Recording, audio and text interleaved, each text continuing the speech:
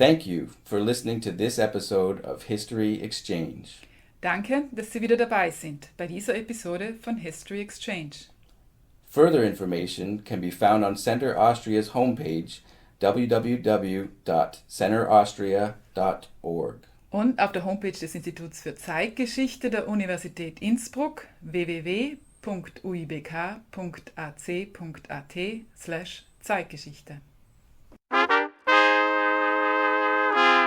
Welcome to today's episode of History Exchange. I'm Lorenz Schober and I'm here with my interview partner, Luisa Pesendorfer. Today is January 17th and Lorenz and I are at the University of Innsbruck. Our guest today is Professor Dr. Sarah Cramsey and she's joining us from the University of Leiden.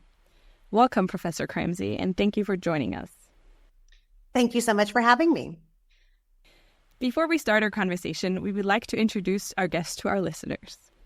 Please feel free to add something or correct us if we have the wrong information or we miss something. We all know that the internet cannot always be trusted on everything. Professor Dr. Cramsey is the Special Chair for Central European Studies, Assistant Professor of Judaism and Diaspora Studies, and Director of the Austria Center Leiden. She studied history at the University of California in Berkeley and Jewish Studies at Oxford University.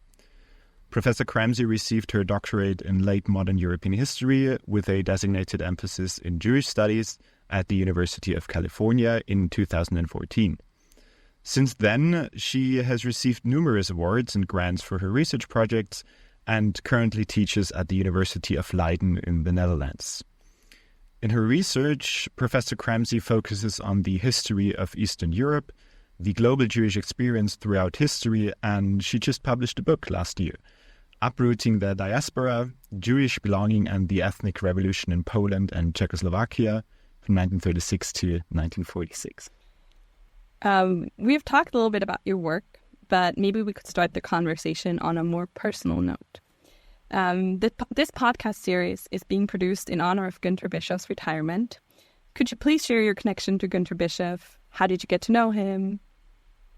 Of course, yeah. I am so happy to join you two articulate podcast hosts today, and especially to have a chance to talk a little bit about how wonderful Günther is and how much he supports, let's say, the next future generations of historians and experts in Central Europe, as understood very broadly. I first met Günther in the most wonderful circumstance. He reached out to me to tell me that my dissertation had been awarded a prize, specifically the Radomir Luja Prize, that is given to a dissertation or a book that looks at Czechoslovak or Central European history, specifically in the 20th century. And this award is named in honor of Radomir Luja, who had spent time working in the Czechoslovak government in exile during World War II, and then he ended up teaching at the University of New Orleans, where, of course, Günther Bischof is a professor. So my first interaction with him was, number one, congratulations, Sarah, you won this prize. And then number two, hey, by the way, we're neighbors. I received this email right after I had moved to New Orleans to take up a position in the Jewish Studies department at Tulane University. And Tulane University is about like a 20-minute drive from the University of New Orleans. It's kind of across town, but still obviously incredibly, incredibly close. So I got to meet Günther very, very soon after that first email. And I was so flabbergasted by how willing he was to mentor me, to help me, to promote me. It was so refreshing to have a colleague who was so incredibly self-confident in the best way that they were willing to just go out of their way to really help somebody who was younger and trying to obtain a permanent tenure track position in the field. And I can honestly say that one of the surprises of my career as an academic was, number one, how much I still needed a mentor, a Doktorvater, after I finished my PhD. So that was a huge surprise. And number two, how Günther, who had no official connection to me, he was not my colleague. We were working at different universities, albeit in the same town, how he took such an interest in my career, in my success, in my mental well-being. So I was very lucky to not only establish very quickly an academic relationship with him, but also a personal relationship with Günther and his wonderful wife, Melanie. So much so that I ended up collaborating with Melanie, who was teaching in a secondary school within New Orleans, Sci High, the charter school for, I believe it's like math and science in New Orleans. Her and I collaborated with one of my classes to create lesson plans about how social studies and history teachers in secondary schools teach religion to their students. So besides, attending events with each other at University of New Orleans, at Tulane, besides like co-programming events together, we really got to know each other on a really lovely personal level. And I just would like to add, as one last disclaimer, one thing that I would like to actually add to the bio that you mentioned is that along with my husband, Alon, we have 2 children, Salome Rose, who is 6, and Orly Deborah, who is 2. And they are an important part of my life. And of course, the care responsibilities that are attached to them are an important part of both my and my husband's life. And Günther and Melanie really welcomed my first daughter, who was born in New Orleans. They came to her naming ceremony. They came and, visited her and spent time with her, brought her really cute gifts, this kind of thing. And I just think that it's such a wonderful way to get to know a colleague, to really get to know them through, the way that they're willing to spend time not only with you, but to get to know your family and to open their family as well. So I feel very, very fortunate to have landed in the same city as Günther Bischof when I finished my PhD. Wow, that's incredible. Thank you very much. I think it's also very rare that you actually develop such a personal relationship to a colleague, right? Yes, I do think it's rare, and I think that it's rare because people don't make it a priority. But I think one thing, and I'm sure you've noticed if you've interviewed other people about Günther, this is a priority for him. I wouldn't even think he would say it's a priority; it's a given. Right. He just he wants to talk to people. He wants to learn about what you're doing. He's willing to give advice and mentorship in not a heavy-handed way, but a very generous and soft and helpful way. And I think, I agree with you, Lawrence. It is rare, but I don't think it's rare for Günther.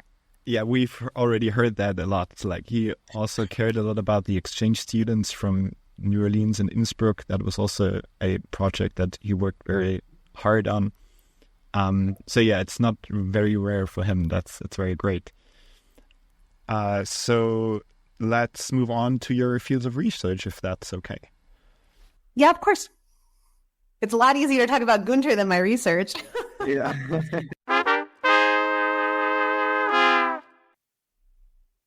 So you're a historian of Jewish history and modern Eastern European history. And we would like to know, how did you become interested in history itself, and why did you focus on those fields specifically?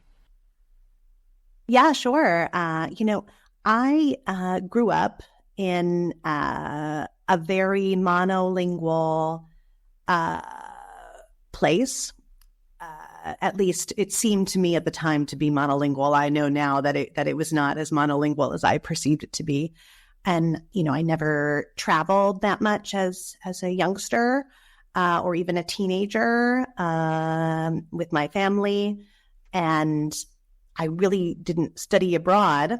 The first time I went abroad was when I studied abroad, when I was at university. And I think when you, ask me about how I developed this research interest and how I launched onto this trajectory of becoming a professor, it really goes back to where I studied for my undergraduate degree at the College of William and Mary in Virginia. And there I was really lucky to meet teachers, professors who took an interest in me and were able to, kind of catapult me out of a comfort zone that I didn't even realize that I was in. So I found a wonderful teacher in the religious studies department at the College of William & Mary, Professor Mark Raphael. He's a specialist in American Judaism and Judaism as a religion. And then in the history department at William & Mary, I found a wonderful professor called Professor Laurie Klosky, and she was a specialist in Eastern Europe. And when it came time to kind of find my undergraduate thesis project, I really wanted to do something that merged both of them together.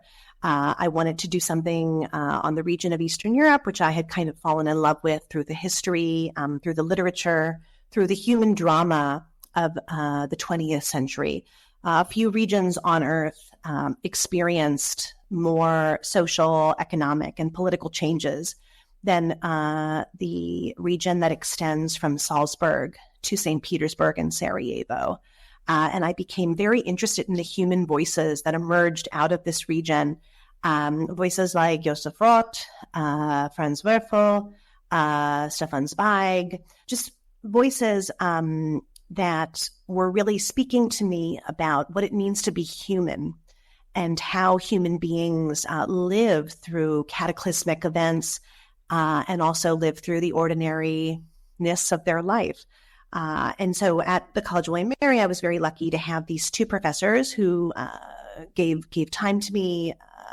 I took many of their classes. And when it came time to kind of think of a research project, I decided that I wanted to look at something called the State Jewish Museum in Prague in the 1950s, which was the largest collection of Judaica in the world.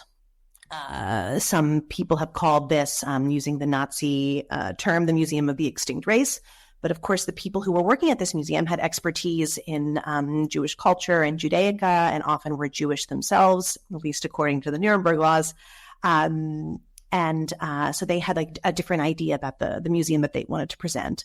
And I just began to realize how interesting it was to be able to take a deep knowledge of religion and religious objects and religious observance and religion as culture, and try to understand that within this particular region, the region of Central and Eastern Europe. So that's how I came to the region. It was mainly through teachers and coursework that I did as an undergrad. And then I was lucky enough to obtain some grants from the United States government, which allowed me to learn languages and live in the region for many, many years. And that just rooted me a bit more into this place that I didn't necessarily feel a lot of biological connection to, but I really could feel a human connection to it.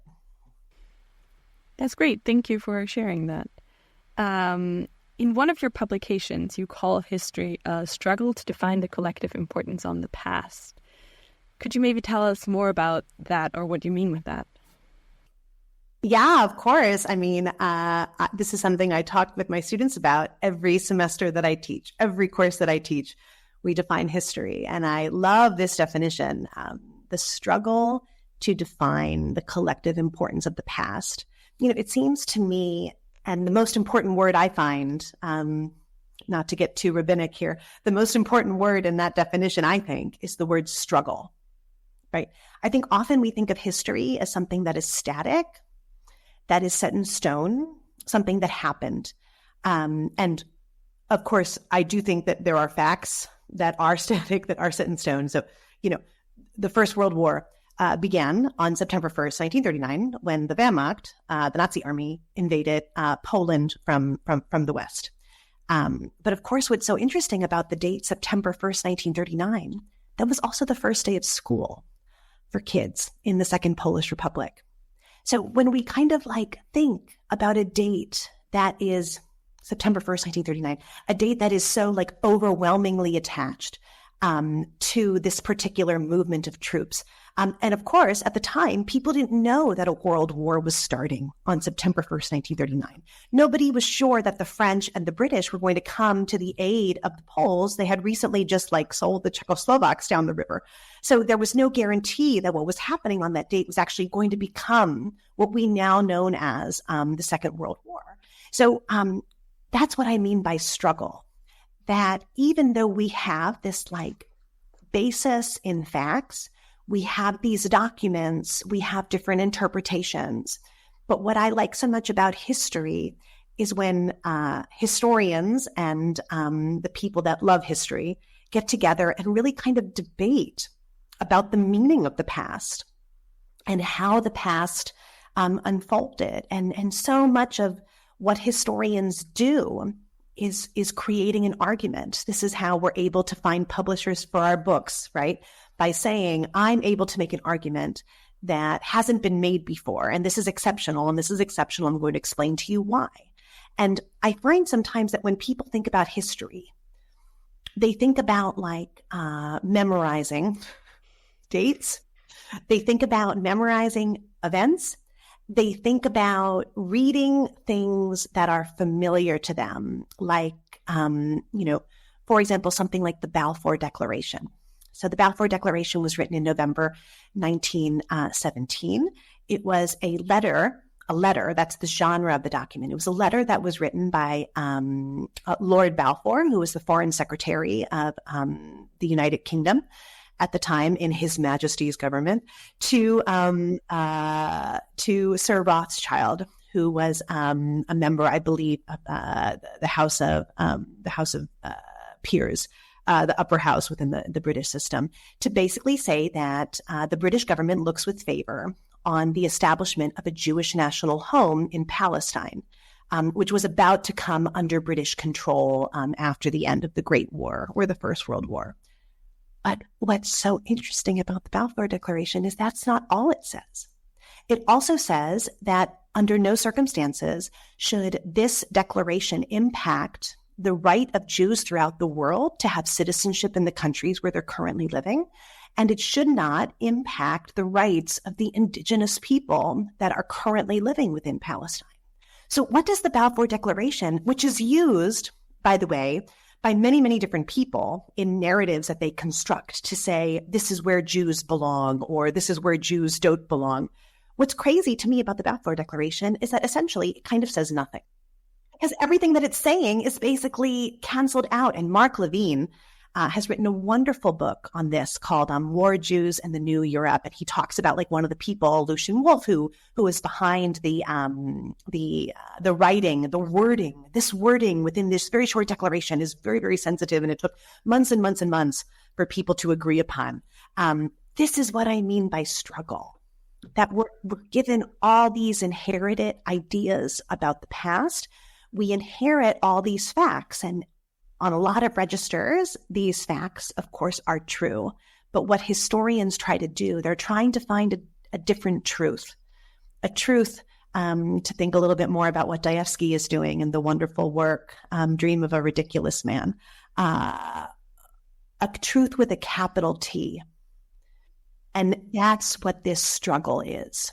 How do we take what we've inherited about the past, take what we know about the past, and look at it perhaps with fresh eyes, and think, it was much more complicated than we tend to give it credit for.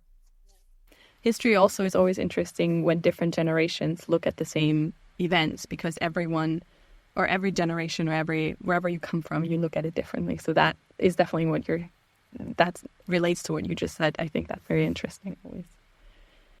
Yes, I think we all have had very difficult conversations with our uncle, or our aunt, or our grandparent, or our parent, or now me with my children. I think that if historians really want to capture change over time, they should find a way to figure out like the desire of children to anger their parents. Like that is propelling human activity more than perhaps any other force. Probably. You're both very young people. I see you laughing. I think you know exactly what I'm talking about. I think we do, yeah. Okay, maybe let's go more specifically into Jewish studies again. It is a relatively broad field of research that entails a lot of different things. Could you maybe just elaborate on maybe what you're specifically focusing on within Jewish studies, or maybe what Jewish studies even really means? Sure. Yeah, of course. I'm happy to. Yeah, Jewish studies, it's kind of a weird thing. When Martin Goodman wrote his introduction to the Oxford Handbook of Jewish Studies, he basically was like, okay, well, so there's a handbook, so I guess Jewish studies exists. And, the idea of Jewish studies, but what I love about Jewish studies, so I come to the history of the Jewish people through the lens of Central and Eastern Europe. This is the period and the region that really animate me as a scholar. And I happen to study the Jewish experience therein. And I talk a lot about like the Jewish experience to kind of think a little bit more about like, what do we mean when we talk about Jewish studies or Jewish history? So each year at Leiden, my favorite course to teach is a course I have to teach every fall called Jews and Judaism. And the subtitle of that course is From Creation to Zelensky. Okay. And not creation of the state of Israel, creation of the world. What I love about this course is it allows me to have this crazy chronology. Like we start on the first day by reading Genesis chapter 1 and 2 and talking about the creation of the world whenever that happened, / when do some people following a Jewish way of life think that happened, / how has that idea of when that happened changed across historical time? And we come all the way up to not only President Zelensky, but I end that course with slides of my own daughters. And I talk about what it means to be raising children with Jewish values in Europe today, children that through their father are descended from 4 survivors of the Holocaust, all of who passed at some point through Auschwitz. Okay, so this chronology is insane. That I'm asking my students to kind of begin at that point and come all the way up to the present. And then within our class, I am so lucky. I get to do all of these different things. I get to talk to them about language. We talk about Jewish languages. So of course we talk about Hebrew and we talk about Yiddish and all its manifestations, but we also talk about Czech and German and Polish and how these are also Jewish languages. Like if we're going to talk about Jewish languages, English, right? More Jews live in the United States, right, than any other country in the world. So if we're not looking at American English, we're really missing a lot when we talk about Jewish languages. So what Jewish studies is to me and how I teach my course on Jews and Judaism is by using lots of interdisciplinary methods. So drawing on biblical criticism, drawing on the sociology of religion. One of the things that we ask ourselves in the class, is Judaism even a religion? As the sociologist of religion would define it? Is it something different? So that I can draw on cultural studies and we can really kind of go into anthropology. I tend to use like anthropological definitions of like religion and interaction. Of course, we spend a lot of time, going through history and historical chronologies. 3 of the lectures out of the 12 are set in the 1940s. So obviously this is a decade that I have an expertise in, so we spend a lot of time there. But we also look at, images, we look at film, we look at comedy, we look at music. And to me, Jewish studies represents the interdisciplinary nature of the Jewish experience throughout historical time. And of course, once we say that the Jewish experience exists, we kind of have to come up with a more difficult answer to a question, which is, what makes someone Jewish? What makes a Jew Jewish? And that's one of the 3 overarching questions that I ask in my course, Jews and Judaism. And I think for Jewish studies, what Jewish studies can do is really problematize the answer to this question, what makes someone Jewish, over a very, very long chronology. Another question that I love to ask in my class, which speaks to your question, Louise, about Jewish studies, where do the Jewish people belong? Where do they belong? Territorially, where are they indigenous? What does it mean when we talk about a Jewish diaspora living in interwar Poland, when by that point Jews have been living in that geographical territory for roughly 900 years? When does something cease being a diaspora?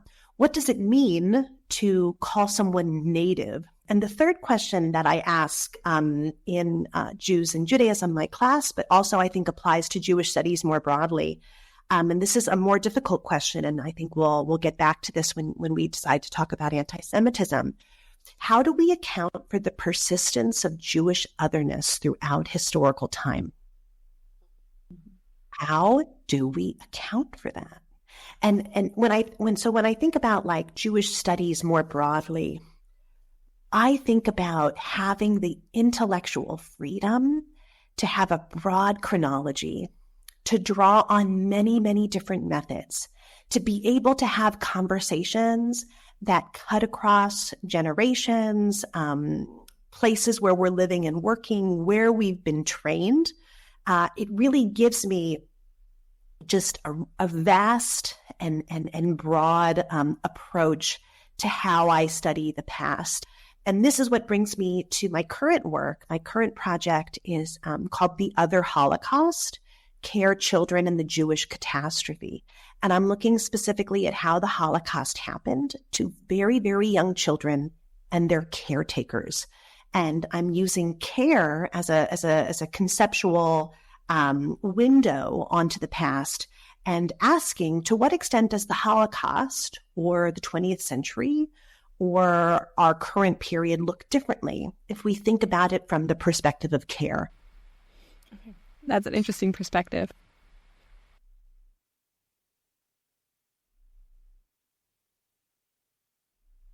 In your research, you've obviously worked with countless archival materials. How do you generally go about collecting your materials? And how do you find, because a lot of the testimonies are very long, and you might need just, for your specific research, you might need just a few sentences or a few minutes of one testimony. So how do you generally go about collecting materials that support your research project?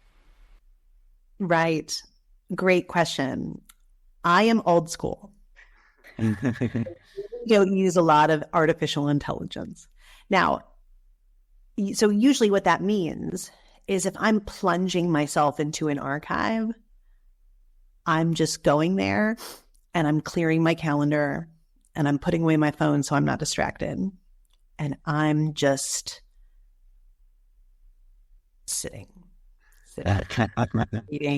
reading, getting up to get the new request in, coming back, waiting for this box, getting this box, taking a nap on my desk, eating nuggets that I might have like in my bag to like stay alive, because sometimes you don't always have a place to eat at the archive, et cetera, et cetera. Being a historian is weird. It's really weird, like from a social perspective, because you need to have all these different skills. You need to be able to go to an archive where the bathroom might not be like really easy to find. Bathrooms are always really important for me. I always want to know like where the bathroom is, in case I have to like make an escape. You have to be able to go to a place that you don't know, often in a language that you're not necessarily native in. And you have to like kind of learn the archive. Like you have to sit down, and each archive is its own universe. Like you have to figure out how people have ordered information. You have to figure out how you request that information. You have to figure out like what are the rules of touching that information. I was reading with my daughter last night. Did you know that if you wanted to go to the National Archive of France and get the materials or the writings that Marie Curie made, you would have to wear special gloves and a special outfit because they're still radioactive? See, that's incredible. Like, but these are things like, just like with the things you have to be prepared for and to know. And then you just have to like sit by yourself for hours, being completely confused the whole time. And it's not really nice to be confused, but now I'm so used to being confused that it doesn't really matter anymore. And I see with my students, like they struggle with this, but I'm confused. I don't know. And I'm like, yeah, because you need like 8 more days like that. And you need to just like sit. You know what? Guess what? Sometimes you're not going to get that knowledge that you want it to get. You have to be like really prepared to fail, keeping in mind that whatever you're going to learn, you can hopefully use it in some way. So that's one thing that a historian has to do. The other thing a historian has to do is go in front of like a lecture of like 60 people who are like 20 to 30 years younger than you and just talk to them for 2 hours. It's weird. Like no one should be in a room like in front of like 50 people being like the only one talking, except for like the every once in a while hands going up. Then you have to go to like a conference with all these other historians who are equally weird, and you have to like talk to them and establish like professional relations and then like, go and prepare like a 15-minute presentation based on 10 years of research. And there's like 3 people in the room listening to what you're presenting. And you're like, was it really necessary? My carbon footprint is huge for coming to this conference. Like, so it's such a and then you have to be able to write. Then you have to be able to sit down and kind of like take all of this information and distill it down to like something that's on a page. But then you have to like talk to editors and you have to talk to other people that are reading it. And it's a very, very strange job when you think of all of the different social situations that you have to be able to excel in. So in terms of your question specifically about the archives, I'm kind of like really brutal about it, but you just have to go and you have to sit on your bum and you just have to read. And if you don't know the language, get a dictionary, because don't worry. You're not going to learn the language that you need to work through like 18th century French documents in like a modern French class. So you just need to learn the vocabulary of the ecosystem that you're focused on. And I think with testimonies now, what's great about some testimony collections, like the Shoah Foundation out of USC, they have next to the testimony, they have like a finding aid within the testimony where they talk about keywords. So you can sometimes see, and it's the same with archives. Archives have finding aids too, right? Or collections will have finding aids. So it's really important to read through those very, very carefully to see what they say is there. But at the end of the day, those people that do that are human and they might not have the same questions that you have. And I've definitely listened through testimonies where all of a sudden someone is like, oh, and then I had a baby and it was the gulag and the gulag commander was actually really nice. They took me to the hospital. And I'm like going back to like the finding aid. I'm like, this is not in the finding aid. This was not mentioned that this person, and this is one of the things about like the historical research. You just need time. And that's really hard because you might not have as much funding as you need. You might have care responsibilities. You're going to have teaching responsibilities. And for good history, what historians need is not like what biologists need. We don't need like, this beaker and these samples and this DNA and this chemical that costs like $1 million. Historians need time. And it's one of the only careers where you actually, truly gain credit as you get older. There's no such thing as a child prodigy who's a historian. Like, Günther is not a historian. You guys, you know this movie? This movie still resonates. Good Will Hunting. Mm-hmm. Oh gosh. Okay, excellent. So he's like a math, right? He's like a math genius. There is no such thing as a child prodigy who is a historian. You just need to read a lot. That's literally what historians have done. Let's move on to the last part about anti-Semitism, if that's okay. In the last part of our interview, we would like to focus on a more recent topic because over the past few years, we have noticed a rise in anti-Semitic language and incidences. And it obviously came to a new high with the recent events in the Middle East. Our question is now, what do you think? Is anti-Semitism a problem that has only recently become more prevalent again? Or has it been present ever since, just in different forms since the World War II? Right. So this is a really, really important question. And it's also a very raw question.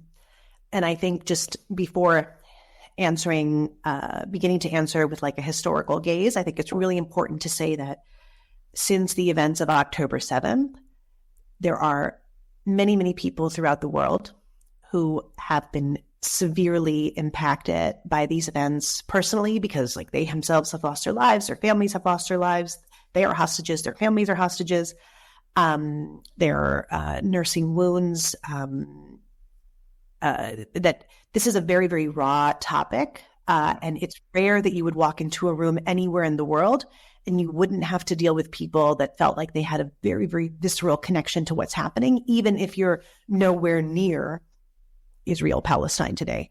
And I should also just mention that, from the standpoint of someone teaching a course on Jews and Judaism and Jewish history and problematizing these questions of Jewish belonging over the fall semester, It was a really difficult semester, not because of any threat that I felt by teaching that class, but just knowing that my students and my colleagues, so many of them were going through so many raw and deep emotions, having very, very deep connections to this part of the world and the people that live there, and also feeling that somehow they weren't able to talk very honestly about how they were feeling. And I had colleagues who are of Palestinian heritage that felt that way, and colleagues of Jewish heritage who felt that way. So this was something that really kind of cut across different responses. And it was really important for me as a historian, who of course has her own ideas and her own tethers to what's happening, to realize that the expertise that I bring to a conversation like this is by giving deep knowledge. I have deep knowledge, and I can help kind of contextualize October 7th in a broader struggle of what we mean about the collective importance of the past and that particular past within Israel-Palestine.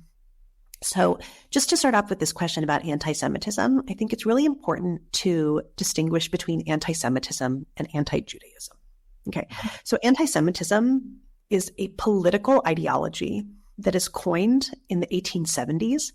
The word itself is coined in the 1870s by someone named Wilhelm Marr, who's trying to think about history and how history operates, what drives history. What Wilhelm Marr does in a recently unified Germany, I think that's really important, in 1874 when he coins this word, is he's trying to explain the history of humans by focusing on Jews.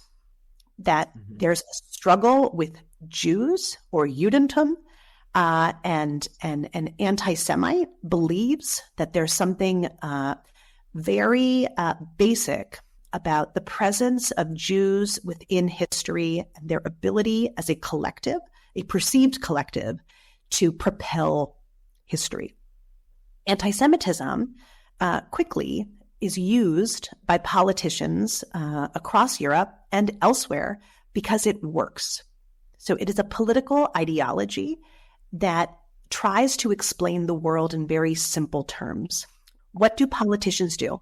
They take very, very complex things and they give a simple answer. And anti-Semitism is a very, very simple answer for people who are looking around at their changing world and struggling to understand like what is happening in terms of industrialization, in terms of democratization, in terms of just like the liberal project more generally. So, when Roman Dmowski, for instance, in 1888, as Brian Porter-Schutz talks about in his great book, When Nationalism Begins to Hate, what he does in the 1880s, he starts to make Polish nationalism about hating the Jews. That Jews can no longer be a part of the Polish nation, even though they were a part of it and continue to be a part of it even after Dmowski started. So we need to understand anti-Semitism as a tool. It is a tool that people use to generate a reaction, but even more deeply, it speaks to a deeper ideology whereby you're trying to blame someone, in this case, people that are Jews, for certain things that are happening in the world. So, and this, of course, is reinforced sometimes when there's like people within local communities that are Jewish who might, let's say, own a bank or something, and also by like broader ideas, conspiracy theories about who Jews are. So where anti-Semitism becomes really problematic is it's not always based in like local, real lived experiences, but it often plays into broader stereotypes. So in terms of the rise of anti-Semitism in recent years, this speaks to a bigger question about the persistence of Jewish otherness throughout historical time. So anti-Semitism is only able to gain resonance. And why does anti-Semitism continue and why does it grow at certain times? Because it works. Why does it work? Well, part of it has to do with the place of Jews within the Christian world universe and going all the way back to the Gospel of Matthew, where that's the only gospel where Pontius Pilate at the end of Jesus' trial says, I kind of wash my hands of these things. you people, you're the ones that told me that he had to be crucified, and all of the people in the audience, because we know that crowds always speak in one unified voice with no disagreement, say, yes, may his blood be on us and on our children. This idea that somehow Jews are responsible for the killing of Christ, forgetting, of course, conveniently, that Jesus, of course, himself is Jewish, and all of his friends and his mother was in the crowd. And of course, they weren't shouting that. And he had followers that were mainly only Jews. Anyway, anti-Semitism uses some of these like tropes and ideas that are really embedded within anti-Judaism and stereotypes that are embedded within this like archaic view of the way that Jews exist or don't exist alongside Christians. And these stereotypes work because they're identifiable to people, because they gain resonance, right? Stereotypes always have like a little bit of a kernel of truth, just like conspiracy theories. For conspiracy theories to like last, they need to be based in something that is perceived to be true, or otherwise they're just not going to have like that lasting power. So just to speak really specifically to what you're talking about in terms of anti-Semitism, it's very interesting that the conflict that we see in Israel-Palestine immediately becomes an international conflict. This is not a conflict that's able to be local or regional in any way. And a lot of that is because of the weapons and the money that are at play. Both Israel and Palestine are receiving a lot of foreign aid. They're receiving a lot of foreign aid from the United States, from European countries, from China, from all over the world. So there's a lot of like money that is being involved in this. But more broadly, in the 1980s, as my colleague at Leiden Maritzburger, who is a professor of Islam in the West, has taught me, in the 1980s, the Palestinian issue shifted from being a national issue to being a religious issue. And so now it kind of becomes this tension between Jews worldwide and Muslims worldwide. And then, of course, because we're talking about, at least because we're talking about Jerusalem, Christians are getting involved, of course, as well, because of this idea that this is like an important place within the Christian worldview. So I think what's really difficult about anti-Semitism is we have to distinguish between like local manifestations, regional manifestations, and then international manifestations. And just on a very, very personal level, my daughters go to a Jewish school in Brussels and Belgium. Right after October 7th, there was another layer of security added. They already walk by either the Belgian army or the local police who have guns on them every day they go to school, as well as a private like security guard who is hired by the school that we, the parents, pay for. They gave another layer of security. So my 2.5-year-old daughter and 6-year-old daughter can go and do their drawings and learn how to read at their Jewish school, because automatically Jews in Belgium become targeted when there's something happening in Israel-Palestine. And I think this idea of the persistence of Jewish otherness and what it implies, right? What does it imply for the Belgian government or the local town where the school is to kind of say, you know what, we need to give more security to this space where young children are going to every day. I think one of the things that's so hard for me to untangle is how conflicts that are between people within this part of the world become something that we all feel very attached to. And the minute I bring up the question of occupation, I always talk to my students about what I think is a very, very important occupation, the occupation of the so-called Sudetenland, or the occupation of Western Poland, where for generations / centuries / a millennia, German-speaking people lived. And now you can walk through Stettin, and you see where German letters once were, Polish letters are on top of them.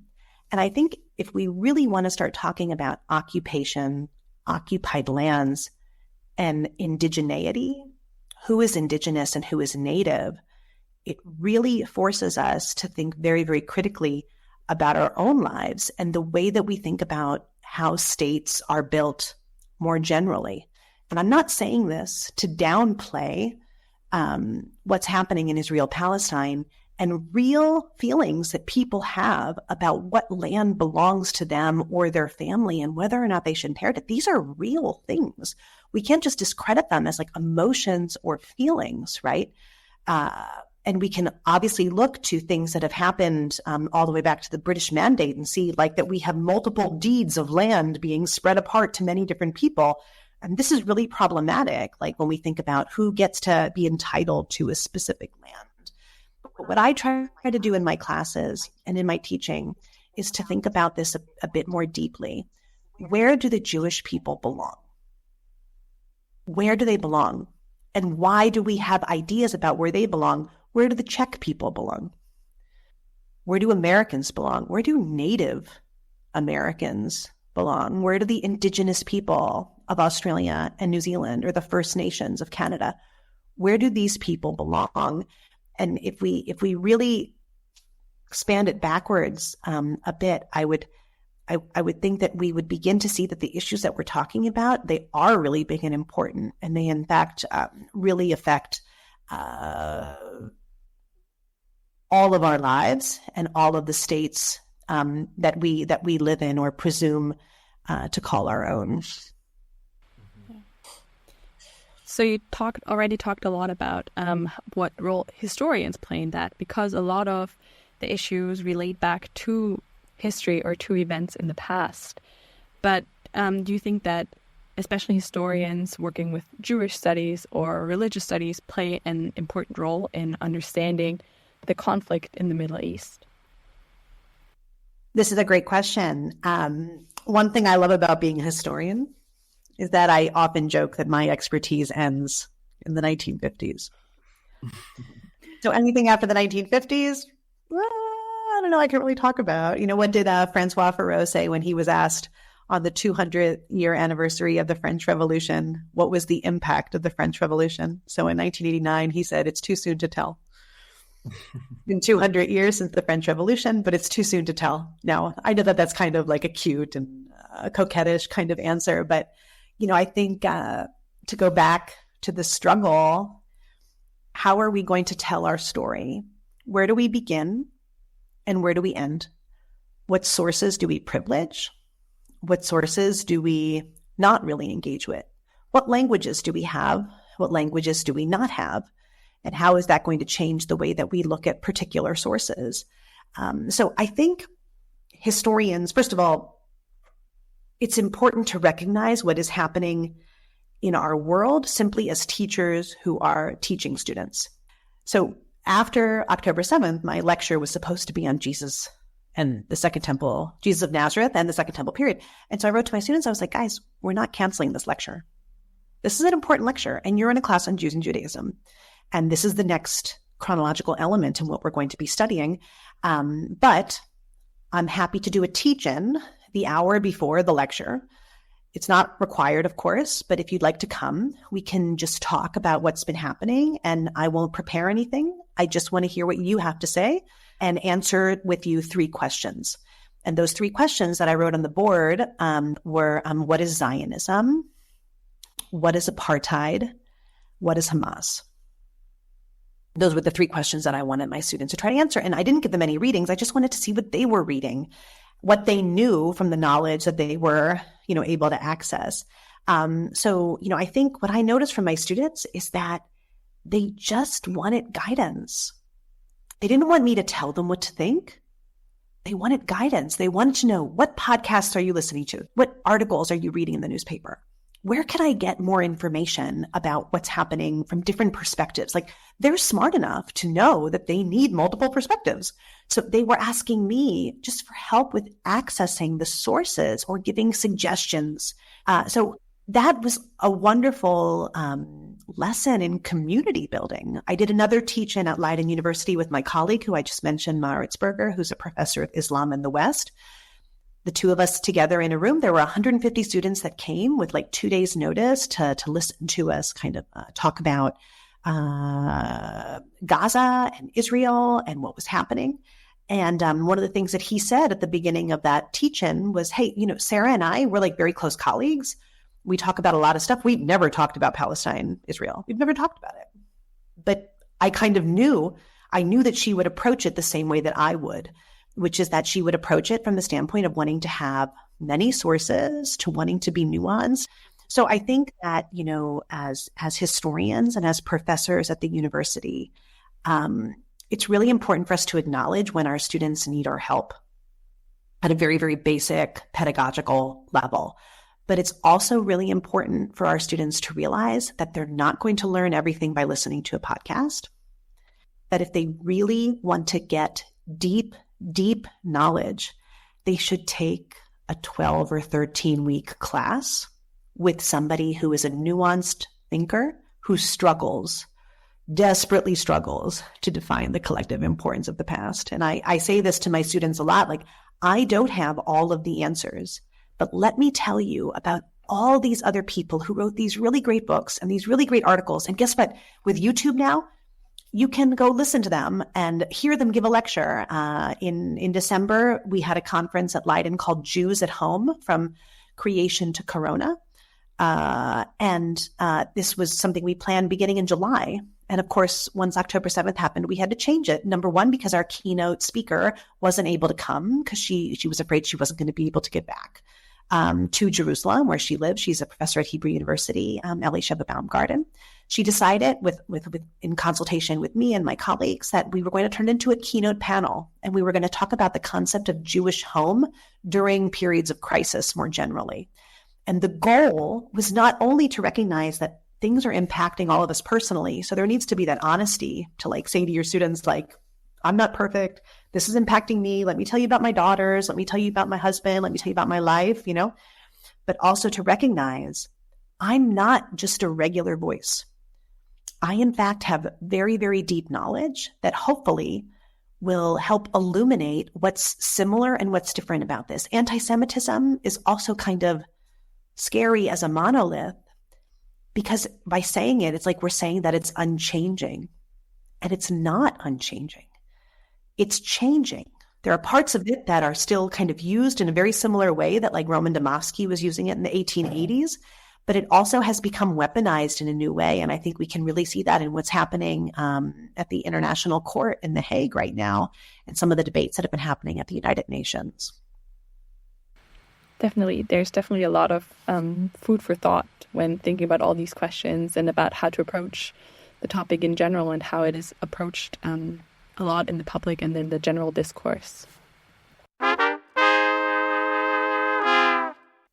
So we've talked a lot about heavy topics and a lot about research, but to finish off the interview, maybe we could come back to a more personal note. You are teaching in the Netherlands and you live in Belgium, but maybe you could share what you think of when you think of Austria. Of course, I'm happy to think about what I think about when I think about Austria. Gosh, I think of a lot of things. Let's say first, I think of music. Do you think of classical music? Or I mean, yeah, I guess in a very stereotypical way, I'm a huge fan of Mozart. So I think of the apartment in Vienna where he composed The Marriage of Figaro. Maybe you guys have been to it. It's like this tiny little apartment that doesn't even have that good of a view of the sky. And it's just incredible to think that in that place, he composed this amazing, amazing score that just takes you to heaven and back. And so when I think about that kind of music, I'm always thinking about the connections. When I think about Vienna, I think about how beautiful the Ringstrasse is architecturally and how clean and symmetrical and beautiful it looks. But then I also think about in Lviv and how the first time I went to Lviv, I was walking around and I'm like, my gosh, it kind of reminds me of Vienna. and of course, that's the power of the empire, right? That you have, as Joseph Roth talks about in that wonderful short story that he wrote, the name's escaping me, it'll come to me in a moment, where, he kind of talks about what united the empire, the coffee services and the emblems and like the bust. The story is called "The Bust of the Empire," the bust of the emperor, and the bust of Franz Joseph everywhere. So what I love about being in Vienna is I'm constantly always just like thinking about it as a center, but a decentered center, like a center where I'm imagining it as like the center of a monarchy and of all these different peoples and these diverse peoples. And that's what I love too about Vienna today. Like, I just love how incredibly diverse the city can be, and especially like the Serbs and the Croats and like the South Slavs that have moved to Vienna. Like, Vienna really is kind of like an endpoint, I think, for so many different people with historic, like, geographical ties to it. So I think, so first I might think about the music, then I'll think a little bit about like the architecture and how that's reminiscent of other places. And then, to be honest, like, one of the main things I think about when I think about Vienna, besides like my favorite coffee shops, I like to drink coffee. Maybe one more question. Do you have a favorite food from Austria? Oh my gosh. I do. I'm not supposed to eat them. Well, I mean, besides like the wine and the beer and the coffee. So like, it's all like, those are like basic things, right? Like wine, beer, coffee. Of course, like those are things. But it's what is, it'll come to me, the name, when a soft pretzel is taken, like a pretzel, and then you cut it in half and you put the chives and the butter inside of it. Just butter pretzel, basically, like the soft. But it has to have like the chives in it, like were recently like cut like that. Those are so good. That's a very overlooked specialty of food in Austria. Like, you can find it basically at every corner, and nobody actually talks about it. So thank you for bringing that up. The collective importance of the past. I'm adding to the struggle. Yeah. So we've reached the end of our podcast. We would like to ask, is there anything you would like to add at the end? I just want to thank both of you so much, and Dr. von Zelter, Eva as well, Professor, for thinking of me. And I think, just to end, to go back to Günther, this is such a wonderful initiative, and I'm so happy to have had such a unique relationship with Günther and his wife. And I think this is such a wonderful way to express gratitude for his career and his contribution to many different fields by having all of us come together. This is such a wonderful idea, and I'm very, very grateful for being asked. Thank you very much for including me. And of course, I just hope Günther has many, many more books to write and that we're able to read them very soon. Thank you very much for your time. We really enjoyed it. We had a lot of insightful information from you, and I think I can speak for the both of us that we really, really enjoyed what you have to say. Thank you very much. Danke fürs Dabeisein. Thanks for listening. We hope you'll tune in to the next episode. More information can be found at Center Austria's website, www.centeraustria.org. Und auf der Homepage des Instituts für Zeitgeschichte der Universität Innsbruck, www.uibk.ac.at/Zeitgeschichte.